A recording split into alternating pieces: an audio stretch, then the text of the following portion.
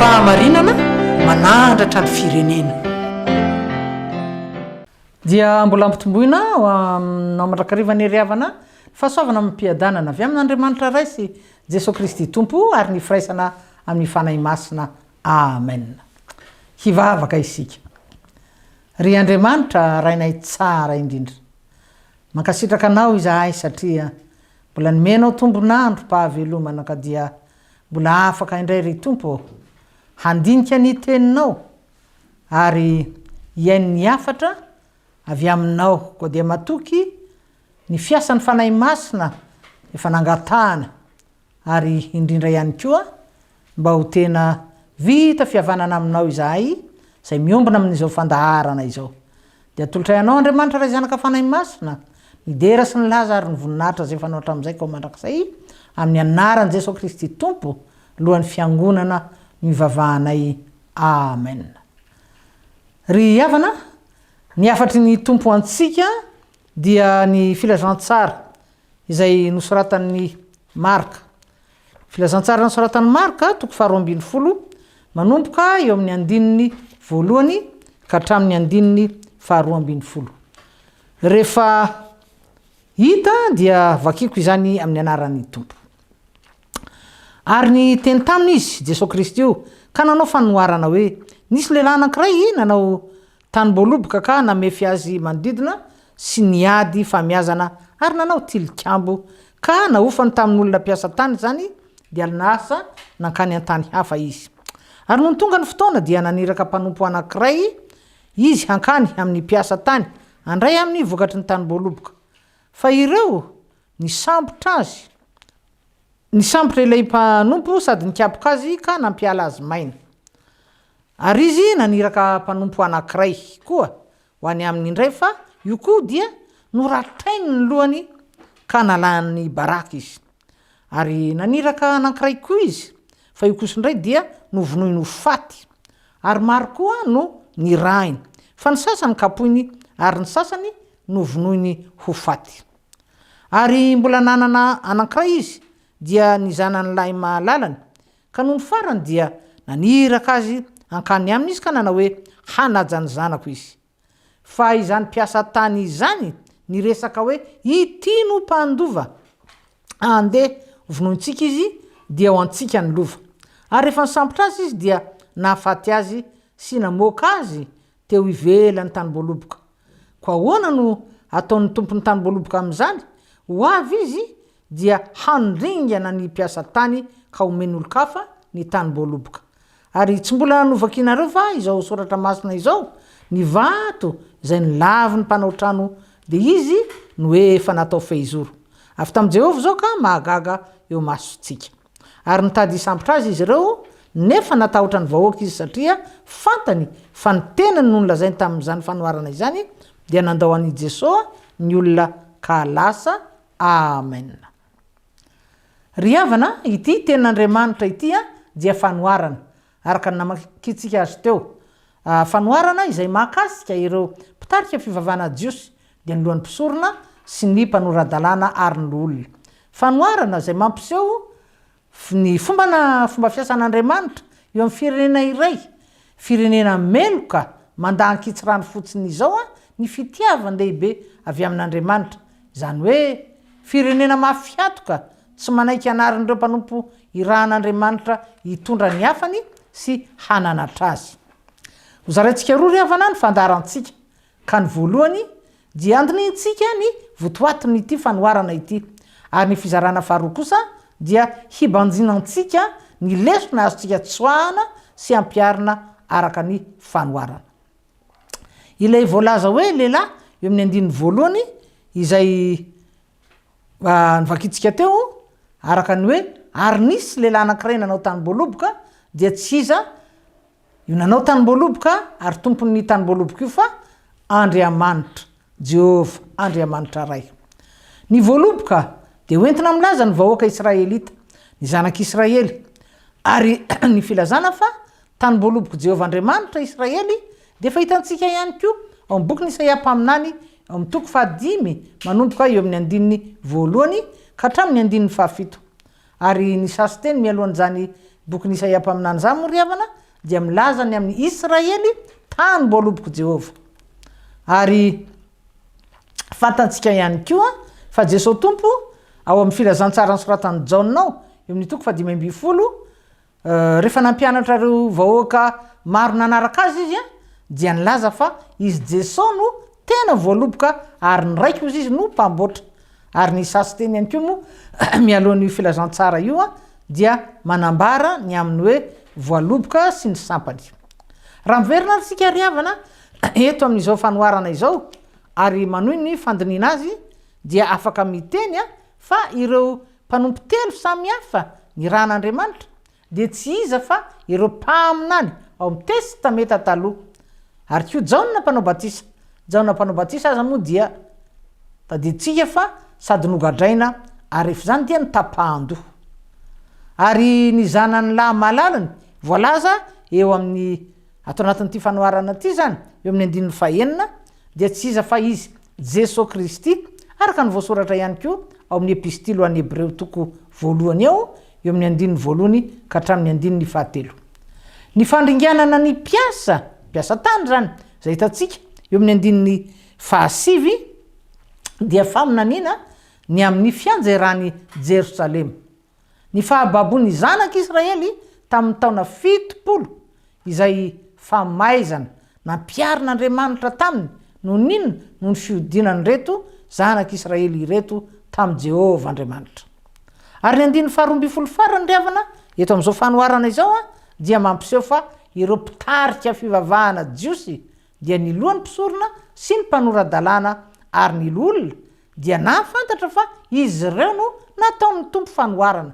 Eny ry havana tena nataon'i Jesosy nianjaanja tsara mihitsy, nataony miariary ny tao anatin'ny fo sy ny fisainany reto mpitondra fivavahana jiosy feno tsarambelatsia ireto. Ry havana ity fanoharana ity dia mampiseho fa misy zany sokajin'olona roa samihafa eto mizara roa mazava tsara samy mpivavaka saingy amin'izy ireo na dia mpitondra fivavahana aza dia mpanompo ratsy saina, ratsy fo, ratsy fanahy. Izany hoe tsy tena mahalala an'Andriamanitra, tsy vonina mantatra hoe iza marina moa io Andriamanitra io. Mpitondra fivavahana tsy mba vonina anetry tena sy bebaka fa mihevy tena ho efa mahalala sy tsy manana fahotana. Zany hoe feno fiatsaram-belatsia. Zany hoe sady voafitaka no mamitaka ny hafa. Mihevitra fa efa tena olon'Andriamanitra satria tokoa manana fahalalana ny testameta taloha saingy araka ny sainy fotsiny ihany.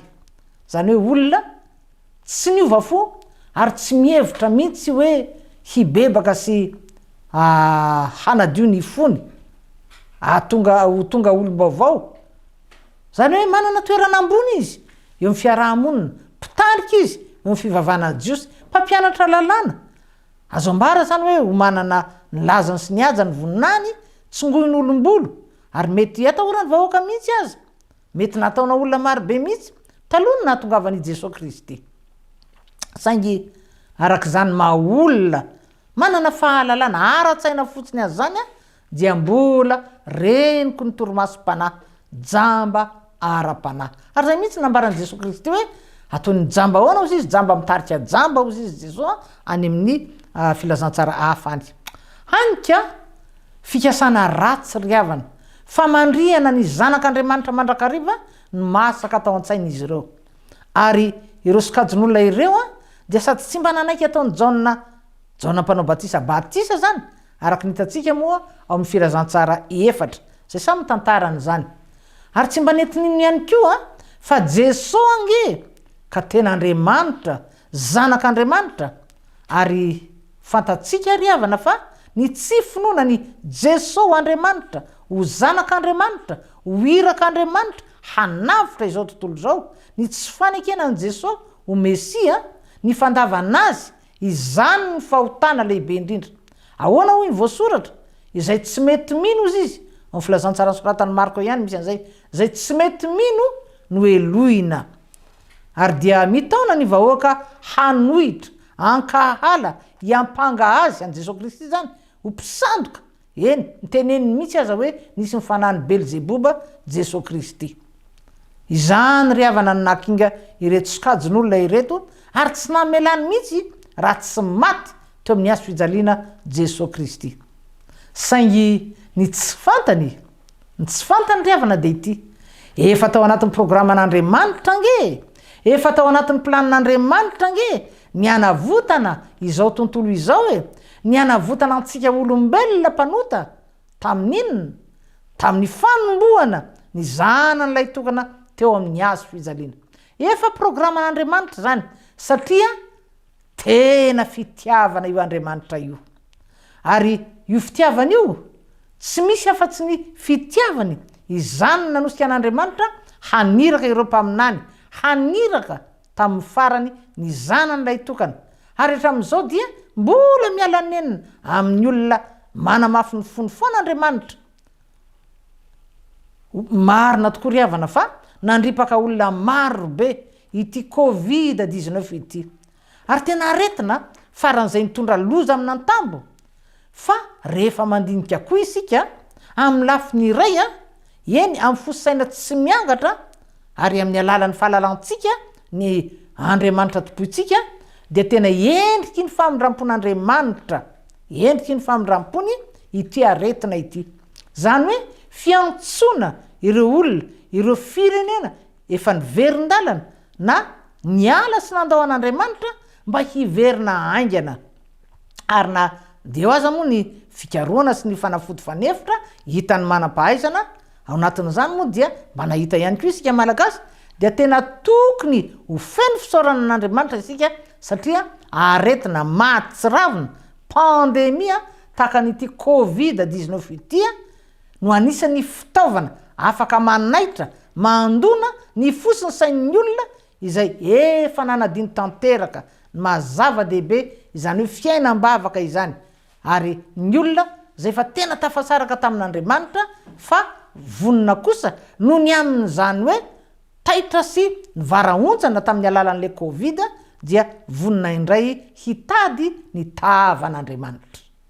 Ary raha amin'izao vanim-potoana zay atao hoe mbola tena mampirongatra ny voka-dratsin'ity Covid-19 ity no mbola hanamafy fo ny olona ka tsy mbola ino fa misy Andriamanitra izay mahay manao ny zavatra rehetra ary afaka manafoana nge an'io aretiny io ao anatin'ny ray mpimaso. Fa matoa mbola tsy ataony zany dia mbola misy zavatra andrasany amin'ny zanak'olombelona eny amintsika mpino kristianina. Afaka manafoana isika dia azo heverina ry havana fa olona efa sanatry efa manary ny tenany, efa misafidy mihitsy ny overy.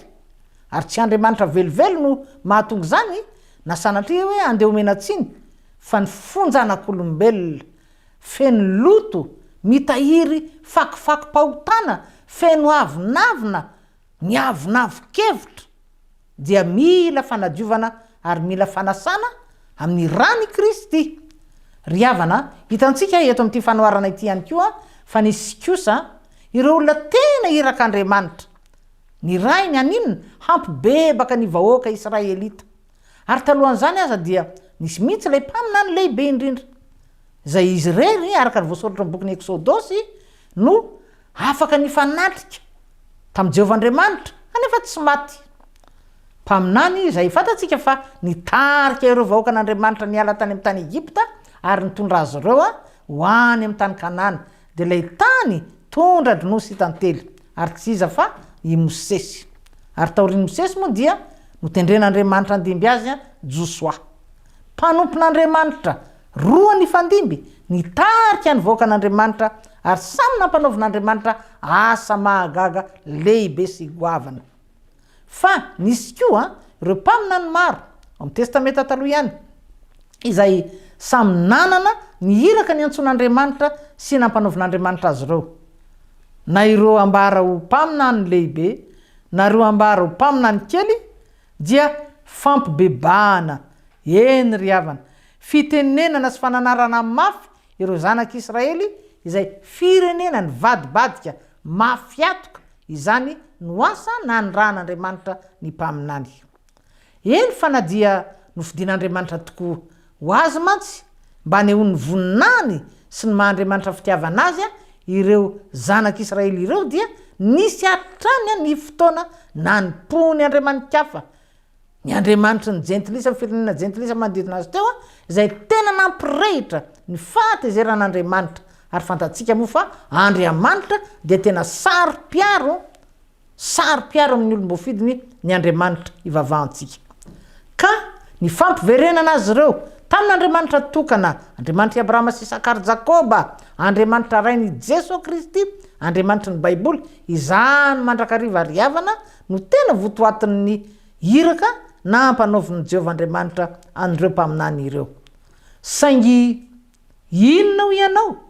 inona no nasetry ny zanak'Israely ny asa nataon'ny mpaminany fanenjehana fitoraham-bato fanagadrana fitanana amponja eny hatramin'ny famonoana ho faty zany mandrakariva nasetry ny zanak'Israely ny afatra sy ny fananarana nataon'ireo mpaminany ny fandimby ireo ary tamin'ny farany moa dia ny zanaka ilay tokan'Andriamanitra Jesosy nampidininy teto an-tany tena be fitiavana antsika Andriamanitra namorona antsika araka ny endriny ry hava malala mitodika amintsika efa mpino kristianina koa izao ity fanoharana ity efa maty ela i Mosesy ary efa samy nodimandry ireo mpaminany fa amintsika fiangonana mpino kristianina indray no miantefa izao fanoharana izao isika fiangonana koa moa no ambara fa tena mpaminany zany hoe mpitondra ny afatry ny tompo mpizara ny tenin'Andriamanitra